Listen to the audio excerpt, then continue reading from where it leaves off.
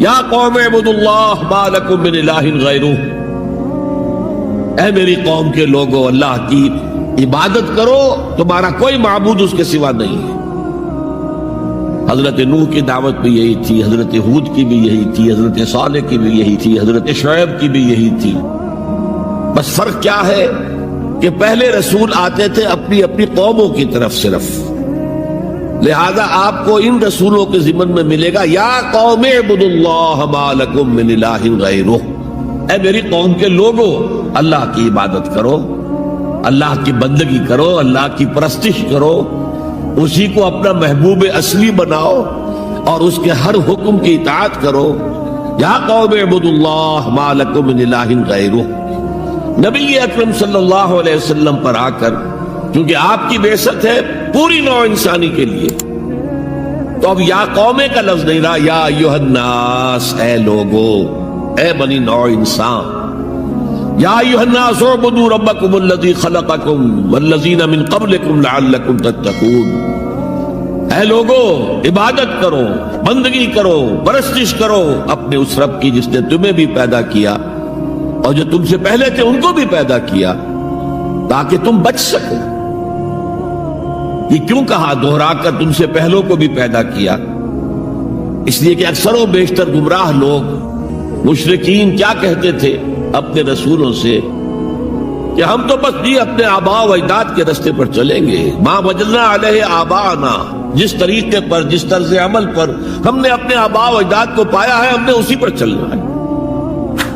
تو واضح کر دیا تم بھی مخلوق ہو، وہ بھی مخلوق تھے، تم بھی انسان ہو، وہ بھی انسان تھے، تم سے بھی غلطی ہو سکتی ہے، ان سے بھی ہو سکتی تھی، لہذا یہ اصول نہیں ہے کہ جو بھی آباء و اجداد کی ریتیں ہیں، رسمیں ہیں، طریقے ہیں اور جو ان کے عقیدے ہیں انہی کو آپ لے کر چلے، بلکہ آپ تو تلاش کریں صحیح عقیدہ کیا ہے، صحیح زندگی گزارنے کا طریقہ کیا ہے، اس کو اختیار کریں۔ یا ایھا الناس اعبدوا ربکم الذی خلقکم والذین من قبلکم لعلکم تتقون، تاکہ تم بچ جاؤ جہنم کی آگ سے۔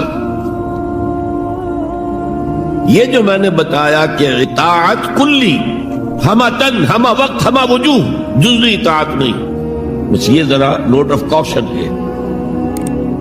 اگر ہم اللہ کا ایک حکم مانیں گے ایک نہیں مانیں گے،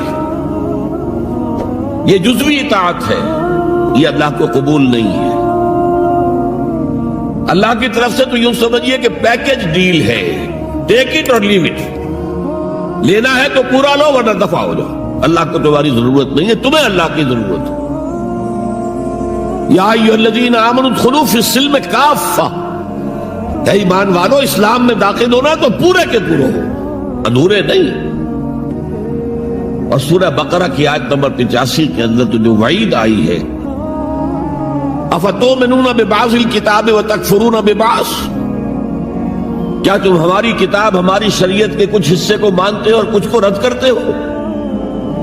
فما جزاء من یفعل ذلک منکم، تو جو کوئی بھی تم میں سے یہ روش اختیار کریں گے ان کی کوئی سزا اس کے سوا نہیں ہے، کان کھول کر سنیے، ان کی کوئی سزا اس کے سوا نہیں ہے کہ دنیا میں ذلیل و خوار کر دیے جائیں اور قیامت کے دن یردون الی اشد العذاب، شدید ترین عذاب میں جھونک دیے جائیں۔ وما اللہ بغافل عما تعملون، اللہ غافل نہیں ہے، بے خبر نہیں ہے، لا علم نہیں ہے اس سے کہ جو تم کر رہے ہو۔ تم اپنی داڑھیوں کے طول سے اللہ کو دھوکہ نہیں دے سکتے، تم اپنے پائجاموں کو ٹخنوں سے اوپر رکھے اللہ کو دھوکہ نہیں دے سکتے کہ تم بہت متبع رسول ہو، تم اپنے عمروں اور حجوں سے اللہ کو دھوکہ نہیں دے سکتے، اللہ کو معلوم ہے کہ حرام کی کمائی سے حج کیا ہے تم نے، حرام کی کمائی سے عمرہ کیا ہے، تو یہ جو جزوی اطاعت ہے کوئی اطاعت نہیں، اللہ کو قبول نہیں۔ آدمی سوچتا ہے کہ چلیے میں نے یہ کام اچھے کیے، یہ برے کیے، مجھے اچھے کاموں کا کچھ کریڈٹ بھی تو ملنا چاہیے نا، لیکن نہیں، اللہ کہتا ہے جزوی اطاعت منہ پر دے ماری جائے گی، اور جو دنیا کی سزا ہے وہ تو ہم اپنی آنکھوں سے دیکھ رہے ہیں۔ 130، 140 یا 150 کروڑ مسلمان دنیا میں ہیں، ذرا اندازہ کیجئے، لیکن ہماری رائے کی کوئی اہمیت ہے؟ بین الاقوامی معاملات میں کوئی ہم سے مشورہ لیتا ہے کہ آپ کا کیا خیال ہے؟ کس نمی پرست کے بھیا کیستی،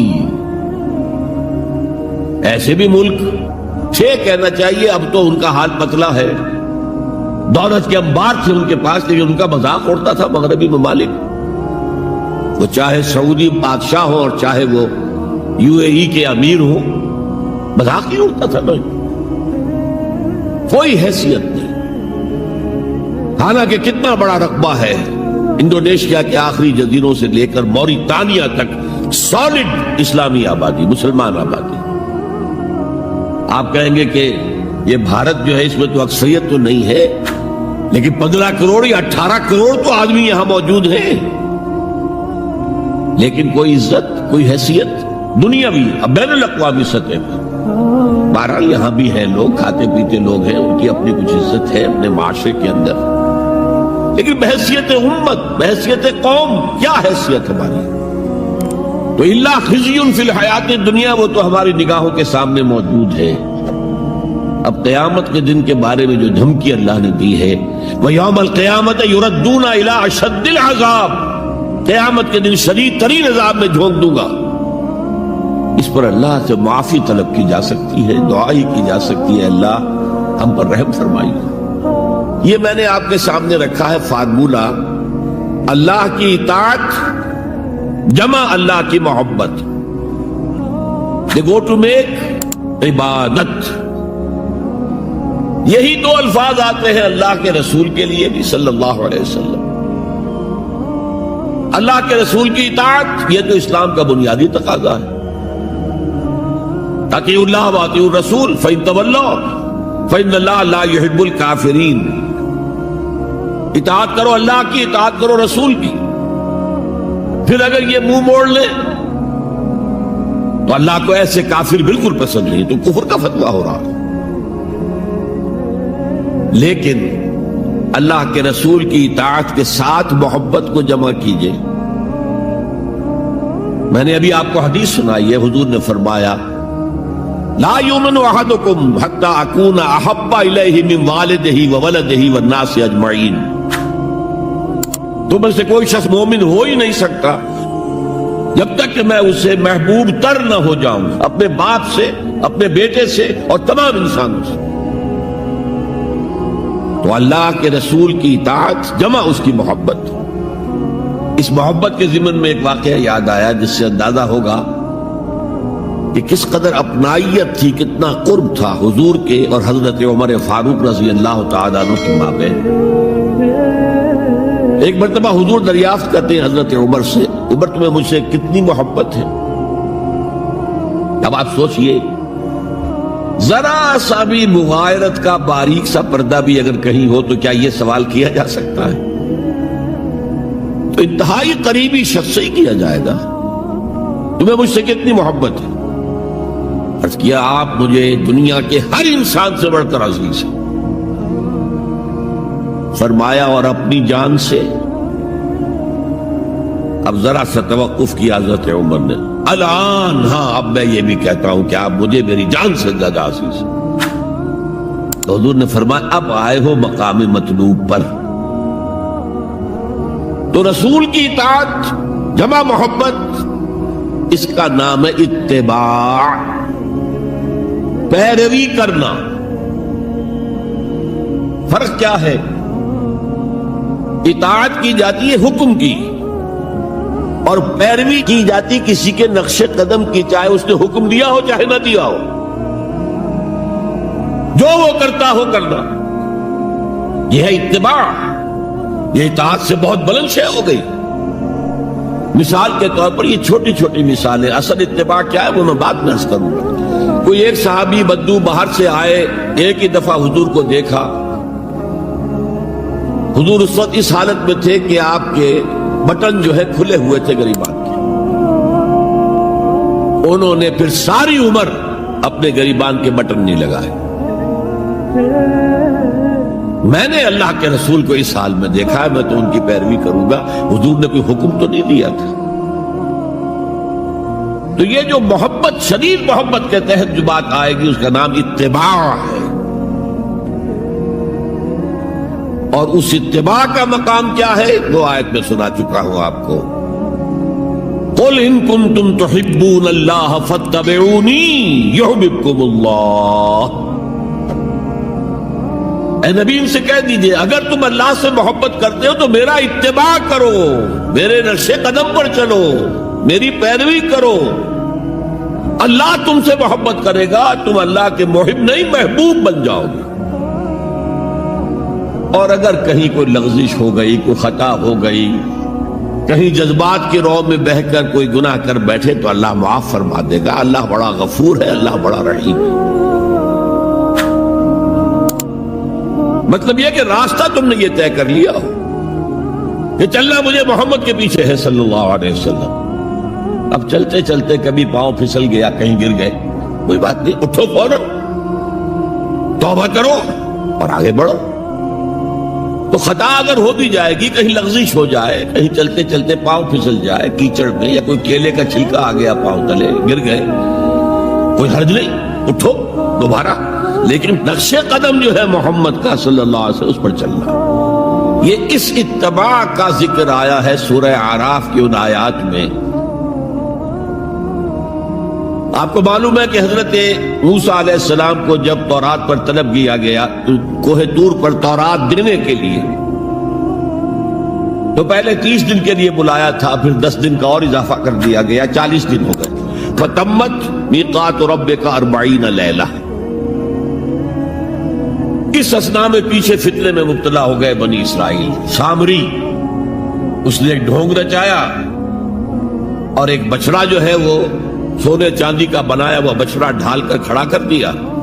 اس میں سے کوئی تھوڑی سی آواز بھی نکلتی تھی، کوئی ایسی ہے کہ ہوا گزرتی تھی تو آواز سے آتی تھی. کہا یہ ہے تمہارا الہ. یہ تو موسیٰ تو بھول گیا کہاں گیا ہے، کوہ طور کے اوپر کس خدا سے ملنے گیا ہے، خدا تو یہ ہے. اور بنی اسرائیل کے بہت سے لوگ اس فریب میں آ گئے اور بچڑے کی پوجا کرنے لگے. اب جب حضرت موسیٰ آئے، اور آپ کو معلوم ہے حضرت موسیٰ کا مزاج جلالی تھا، وہ پتھر کی تختیاں لے کر آئے تھے کہ جن پر کوہ طور پر اللہ تعالیٰ نے اپنے احکام 10 جو ہیں 10 کمانڈمنٹس مشہور، وہ کندہ کر کے آپ کو دیے تھے، وہ ہاتھ میں لے کر آئے. یہاں معلوم ہوا یہ صورت پیش آتی ہے. فالقل الواح، تو وہ تختیاں تو آپ نے زمین میں ڈالی، اور پھر جو احتساب کیا ہے پہلے تو اپنے بھائی حضرت ہارون کا، ان کی داڑھی کے بال پکڑے، ان کے سر کے بال پکڑے اور کھینچا اپنی طرف. اس نے کہا کہ بھائی مجھے ذلیل نہ کرو لوگوں کے سامنے، میں نے انہیں روکا لیکن یہ تو مجھے قتل کرنے پر تل گئے تھے. اور مجھے اندیشہ یہ ہوا کہ کہیں آپ واپس آ کر یہ نہ کہیں ان فرقت بین بنی اسرائیل، کہ تم نے تو بنی اسرائیل کے درمیان تفرقہ پیدا کر دیا. تو میں نے کہا آپ ہی واپس آ کر نپٹیں. اب پہلی بات نوٹ کیجئے، تاریخ انسانی کا یہ عظیم واقعہ ہے. کئی ہزار یہودی اپنے اپنے قبیلے کے لوگوں کے ہاتھوں ذبح کیے گئے. اس پر اللہ تعالیٰ نے حکم دیا اور حضرت موسیٰ نے وہ حکم دیا. اللہ کا حکم موسیٰ نے پہنچایا. یہ 12 قبیلے ہیں نا، ہر قبیلے کے جن لوگوں نے یہ حرکت کی ہے ان کو اسی قبیلے کے لوگ اپنے ہاتھ سے ذبح کریں. اب یہ بہت بڑی توبہ تھی، بہت بڑی توبہ تھی، بہت بڑی توبہ تھی، اپنے قبیلے کے لوگوں کو قتل کر دینا.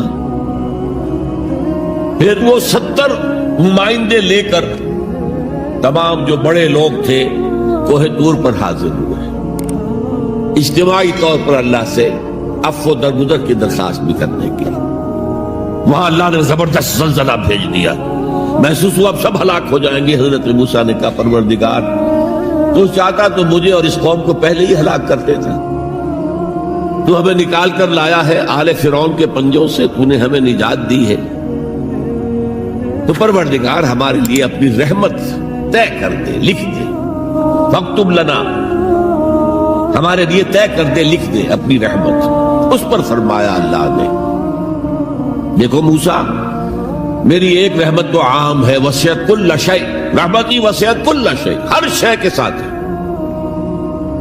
اور ایک میری خاص رحمت ہے، وہ میں لکھ دوں گا، طے کر کے رکھ دوں گا، للذین یتبعون الرسول النبی الامی، ان لوگوں کے لیے جو میرے رسول نبی امی پر ایمان لائیں گے، ان کا اتباع کریں گے۔ یہاں بھی لفظ اتباع آیا، اور اس میں پھر حضور صلی اللہ علیہ وسلم کی کچھ شان بیان ہوئی ہے، بات لمبی ہو جائے گی، اور پھر فرمایا یہ گویا کہ اتباع کی تفسیر آ رہی ہے۔ اتباع کا مطلب کیا ہے؟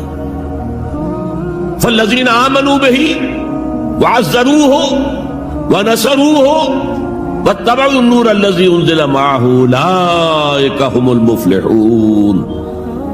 تو جو لوگ ان پر ایمان لائیں گے اور جو ان کی تعظیم کریں گے اور جو ان کی نصرت کریں گے، مدد کریں گے، اور جو اس نور کی پیروی کریں گے جو ان کے ساتھ نازل کیا جائے گا، تو وہی ہوں گے مفلحون، وہ ہوں گے کامیاب ہونے والے، فلاح یافتہ لوگ وہ ہوں گے جو یہ چار رشتے ہمارے اس رسول نبی امی کے ساتھ پختگی کے ساتھ قائم کر لیں۔ یہ چار رشتے کیا ہیں؟ اتباع رسول کا تقاضا اول تو ان چار الفاظ کے حوالے سے سمجھیے، پھر ذرا ایک دوسرے انداز میں بھی بیان کروں گا۔ فالذین آمنوا بہ، پہلا قدم ایمان، لیکن ایمان کے سمجھ لیجئے اچھی طرح دو درجے ہیں۔ آپ میں سے بہت سے حضرات کو مجھے توقع ہے ایمان مجمل، ایمان مفصل یاد ہوں گے۔ ایمان مجمل کیا ہے؟ آمنت باللہ کما ہوا باسمائہ وصفاتہ وقبلت جمیع احکامہ اقرار باللسان وتصدیق بالقلب۔ پہلا درجہ ہے اقرار باللسان، اشہد ان لا الہ الا اللہ واشہد ان محمد رسول اللہ۔ کوئی ہو، ہندو ہو، سکھ ہو، پارسی ہو، عیسائی ہو، یہودی ہو، یہ کلمہ پڑھے اور وہ مسلمان ہو گیا۔ اقرار باللسان پر ہمارا دنیا میں مسلمان سمجھا جانا موقوف ہے، لیکن اصل ایمان یہ نہیں ہے۔ اصل ایمان ہے تصدیق بالقلب، دل میں یقین۔ جب تک دل کا یقین نہ ہو ایمان نہیں ہے۔ منافقین جو تھے مدینے کے، نمازیں بھی پڑھتے تھے، حضور کی اقتداء میں پڑھتے تھے، اور جو رئیس المنافقین تھا عبداللہ ابن ابی ابن سلول، وہ تو پہلے صف میں ہوتا تھا، اور جب حضور خطبہ دیتے تھے جمعے کا تو پہلے خود کھڑا ہوتا تھا اپنی اہمیت ظاہر کرنے کے لیے۔ دیکھو لوگو، یہ اللہ کے رسول ہیں، ان کی بات پوری توجہ سے سنو۔ یہ صرف اپنی چودراہٹ کے اظہار کے لیے کہ میں بڑی شے ہوں، اس لیے کہ وہ خزرج کا بڑا سردار تھا۔ اوس اور خزرج کے دو عرب قبیلے تھے مدینے میں، جن میں سے کہ خزرج کا قبیلہ بڑا تھا، اوس کا چھوٹا تھا، اور خزرج کا سردار یہ عبداللہ ابن ابی تھا، اور اس کے بارے میں یہ طے ہو چکا تھا کہ اسے ہم اپنا بادشاہ بنا لیں گے۔ چنانچہ سونے کا تاج تیار ہو چکا تھا، ابھی تاج پوشی صرف باقی تھی کہ حضور تشریف لے آئے ہجرت فرما کر۔ بے تاج بادشاہ آ گیا صلی اللہ علیہ وسلم، لہذا اس کے سارے خواب جو ہے وہ منتشر ہو گئے، لہذا پہلے دن سے پکا منافق۔ ایمان لایا اگرچہ وہ بھی ذرا دیر سے لایا، غزوہ بدر کے بعد لایا۔ پہلے اس نے سوچا تھا ابھی تیل دیکھو، تیل کی دھار دیکھو۔ وہ تیل کی دھار جو نظر آئی غزوہ بدر میں کہ 313 نے 1000 کو شکست دی، اور یہ نہتے تھے، تلواریں بھی سب کے پاس نہیں تھیں، کچھ لوگوں کے پاس تلواریں تھیں، اور وہ 1000 کیل کانٹے سے لیس ہو کر مکے سے آئے تھے۔ 70 بڑے بڑے سردار ان کے مارے گئے، عین میدان میں چھیت رہے، اور 70 جو ہے ان کے قیدی بن گئے۔ تب اس نے کہا کہ ٹھیک ہے، اب تو ایمان لے آنا چاہیے، کیونکہ یہ تو معلوم ہوتا بڑی طاقت ہے۔ بہرحال سب سے پہلے میں کہہ رہا تھا کہ ایمان، لیکن ایمان دل سے۔ قرآن مجید نے کیا کہا ان منافقین کے بارے میں؟ اذا جاءك المنافقون قالوا نشهد انك لرسول اللہ۔ سورہ منافقون ہے کہ نہیں 28ویں پارے میں؟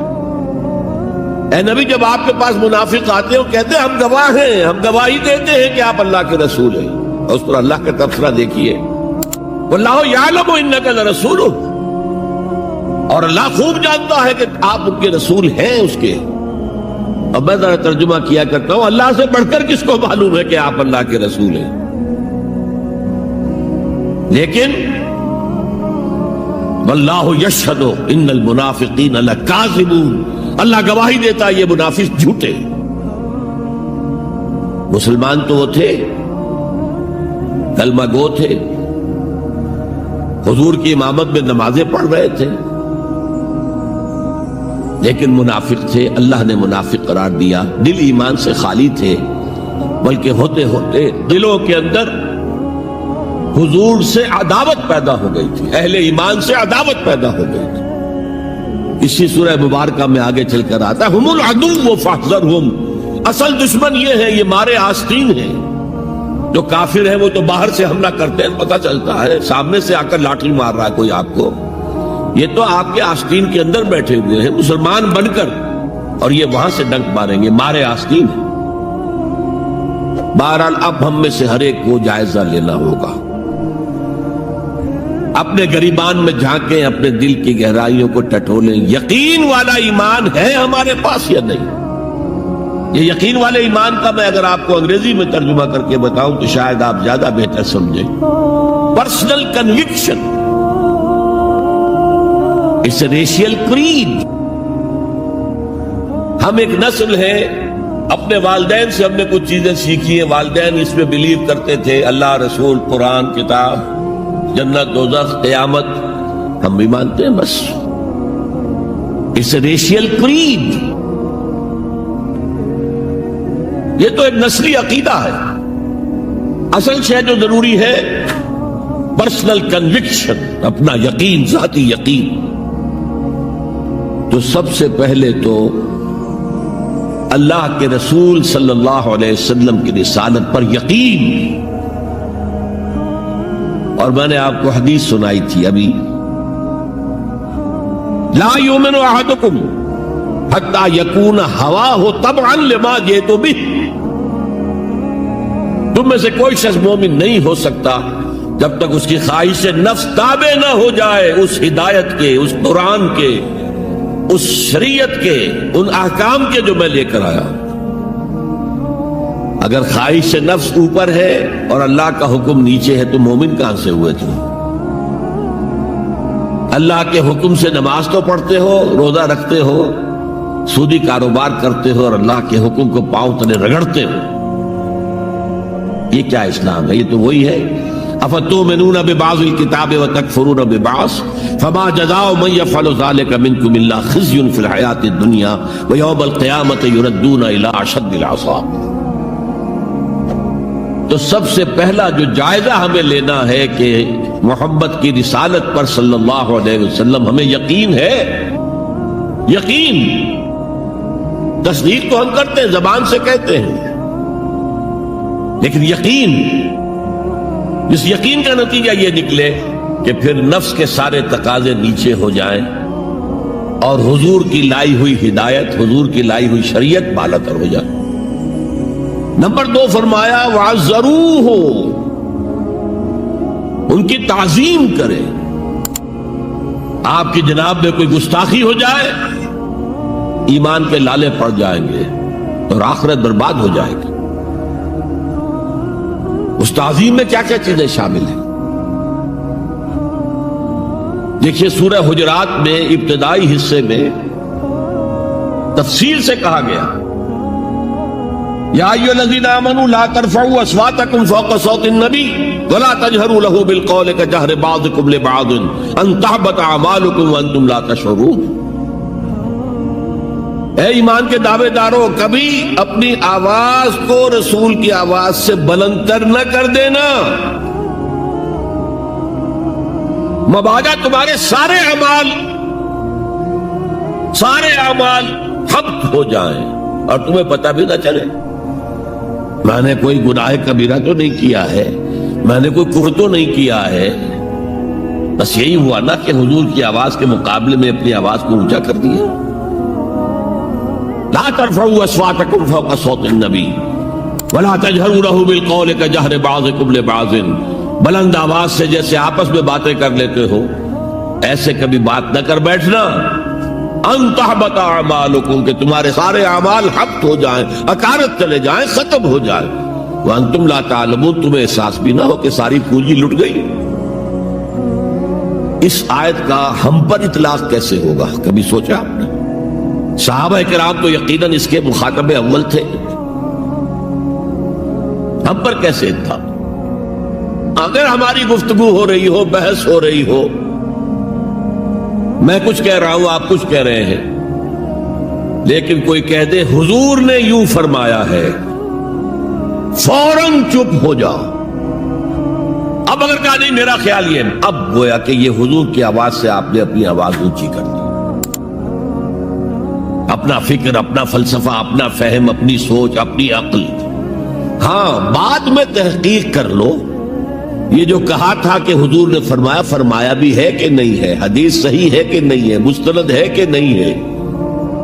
لیکن اس وقت آواز بند کر لینا لازم ہوگا کہ اس کے بعد اقول نہیں کہہ سکتا میں یہ کہتا ہوں. اس کا تو مطلب یہ کہ آپ بد مقابل بن کر رسول کے آ رہے ہیں. لا ترفعوا اصواتکم فوق صوت النبی ولا تجہروا له بالقول کجہر بعضکم لبعض ان تحبط اعمالکم وانتم لا تشعرون.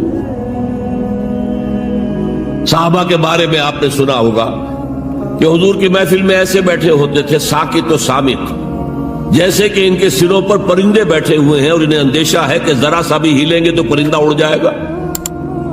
اس قدر ادب. حضور صحابہ سے سوال کرتے تھے اور یہ آپ کا طریقہ تھا تعلیم کا کہ پہلے ایک سوال سامنے لایا جائے تاکہ ان کا ذہن کھلے, سوچیں خود بھی. یہ تعلیم کا بہترین طریقہ ہے. اس کے بعد ہوتا کیا تھا, جواب نہیں دیتے تھے, اللہ و رسولہ عالم, اللہ اور اس کا رسول بہتر جانتے. پھر اگر دوبارہ آپ پوچھتے تھے تو جو بھی سمجھ میں آتا تھا کہتے تھے. مجھے یاد آ رہی ہے ایک حدیث, اور اچھا ہے کہ وہ آپ سن لیں, اس لیے کہ عام شکایت یہ ہے کہ مذہبی لوگ معاملات میں اچھے نہیں ہوتے. مسجدیں بنوائیں گے, مسجدوں میں قالین بچھوائیں گے, وہاں پر فانوس لگوائیں گے, سب کچھ کریں گے, مدرسوں کی خدمت کریں گے, علماء کی خدمت کریں گے, لیکن معاملات, تجارت, کاروبار, بین الانسانی تعلقات, عام شکایت ہے, اس کی وہ پرواہ نہیں کرتے. حقوق العباد کا لحاظ نہیں. تو حضور نے ایک مرتبہ پوچھا صحابہ سے, اتدرون من المفلس, تم جانتے ہو مفلس کون ہوتا؟ صحابہ نے جواب دیا, المفلس عندنا من لا درہم لہ ولا دینارا. حضور ہم اس شخص کو مفلس سمجھتے ہیں جس کے پاس درہم و دینار نہیں ہے. ہم کہیں گے روپیہ پیسہ نہیں ہے. فرمایا نہیں, میری امت کا مفلس وہ ہوگا جو بہت سی نمازیں لے کر آئے گا, بہت سے روزے لے کر آئے گا, بہت سے حج لے کر آئے گا, بہت سے عمرے لے کر آئے گا, لیکن اس کے ساتھ ہی قد شتم ھذا, فلاں شخص کو گالی دی تھی, واکل مال ھذا, فلاں شخص کا مال کھا لیا تھا, فلاں شخص پر تہمت لگائی تھی. اب وہ سارے دعوے دار آ جائیں گے, اللہ اس نے میرے ساتھ یہ کیا. ٹھیک ہے بھائی, اس کی نمازیں تم لے جاؤ, اور تو کچھ ہے نہیں, کوئی کرنسی تو ہے نہیں وہاں, نہ ڈالر ہے نہ یورو ہے, کچھ بھی نہیں, اعمال کی کرنسی ہے, نیکی تم لے جاؤ. کوئی اور دعوے دار آیا, روزہ وہ لے گیا, اس کے پاس کچھ نہیں رہا.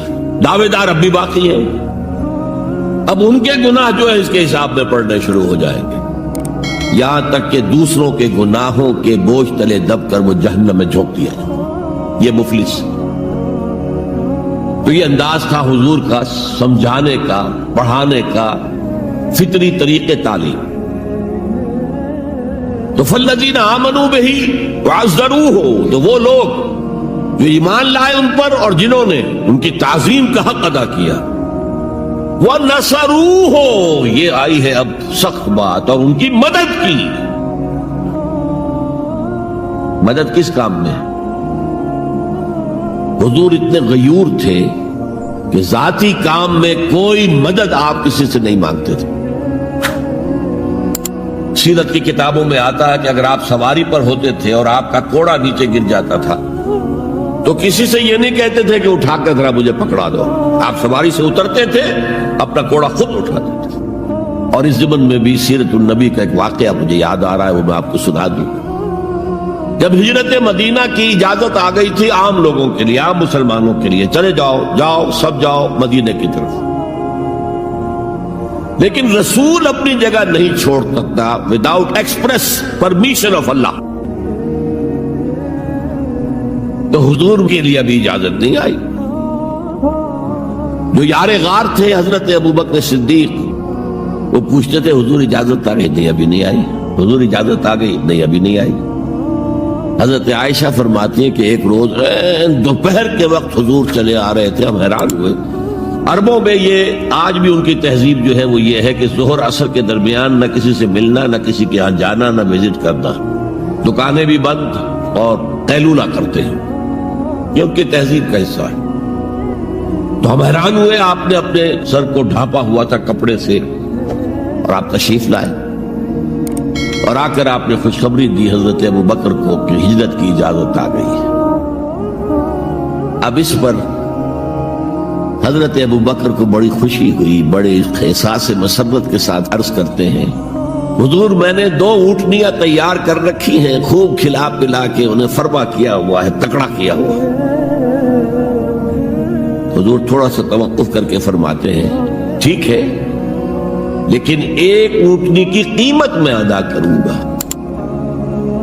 حضرت ابوبکر رو پڑے, حضور مجھ سے بھی یہ مغایرت کہ میری اونٹنی کی بھی آپ قیمت دینا چاہتے ہیں.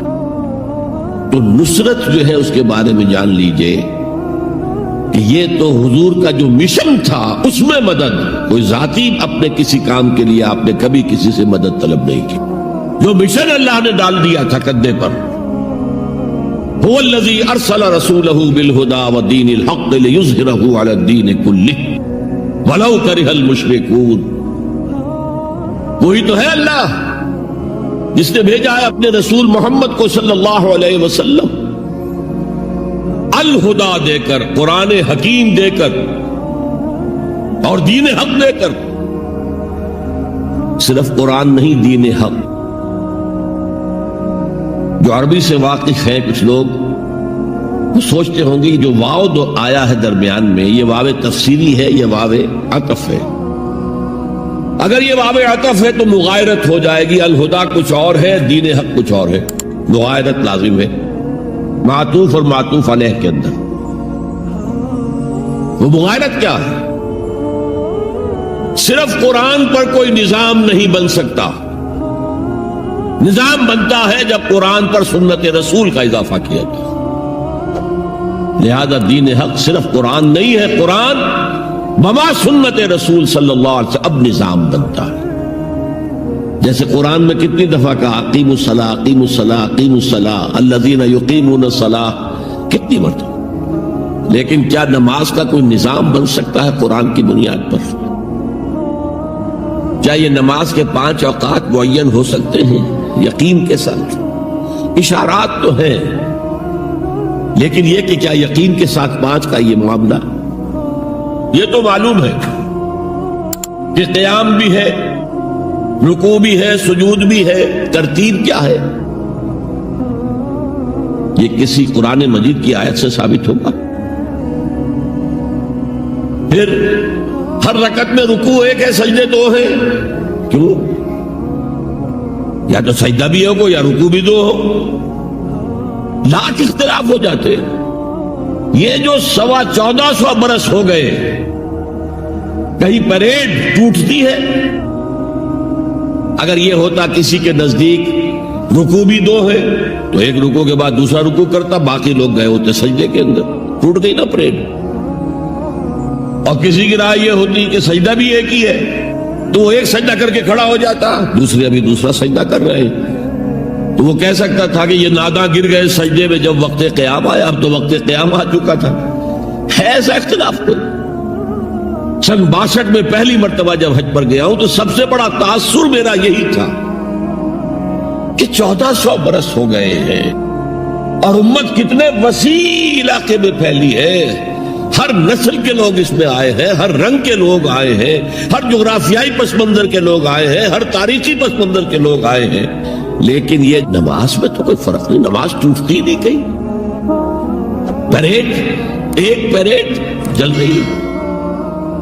تو نماز کا بھی نظام سنت کے بغیر نہیں بنتا. تو نظام زندگی، مکمل نظام زندگی، وہ قرآن پر سنت کے اضافے سے وجود میں آئے گا. اس لیے قرآن کو علیحدہ کہا اور دین الحق کو علیحدہ کیا. اور دین الحق کسے کہتے ہیں؟ دیکھیے، دین کے بنیادی معنی ہیں جزا و سزا، مالک یوم الدین. ہم پڑھتے ہیں کہ نہیں؟ ارایت الذی یکذب بالدین، تم نے دیکھا اس شخص کو جو جزا و سزا کا منکر ہے.